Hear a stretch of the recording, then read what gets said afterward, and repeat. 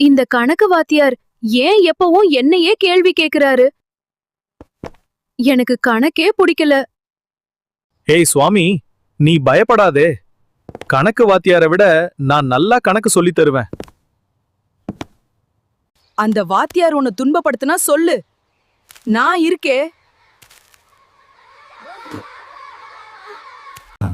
சுவாமிநாதன், இந்த கணக்கு பதில் என்ன சொல்லு?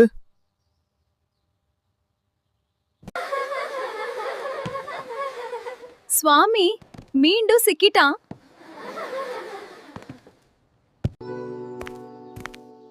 இன்னைக்கு பள்ளிக்கூடம் போகவே மனசில்ல. ஹே சுவாமி, வா சேர்ந்து போகலாம்.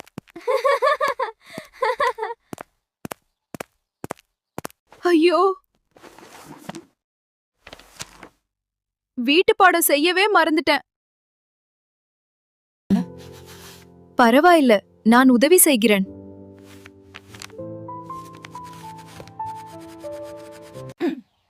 யாரும் என் நண்பனை கிண்டல் பண்ணக்கூடாது. கிண்பனை கிண்டல் பண்ணக்கூடாது.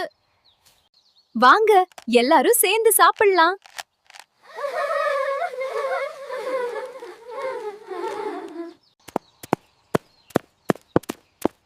பந்து இங்க போடுறா.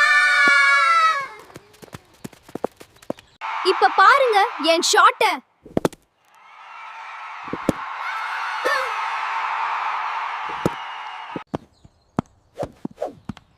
இத கண்டிப்பா அடிக்க முடியாது. ஐயோ,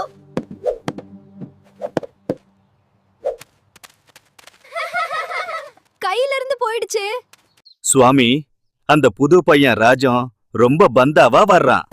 இன்னைக்கு சாயங்காலம் அவனுக்கு ஒரு பாடம் புகட்டணும். மணி, வேண்டாம். அவன் கலெக்டர் வீட்டு பையன். அவன்கிட்ட நிஜமான துப்பாக்கி இருக்கும்னு சொல்றாங்க. உங்ககிட்ட சண்டை போட நான் வரல.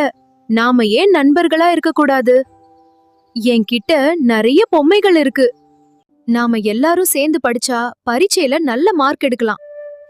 விளையாட்ட அப்புறம் வச்சுக்கலாம். பாட்டி, தூங்காதீங்க, நான் சொல்றத கேளுங்க.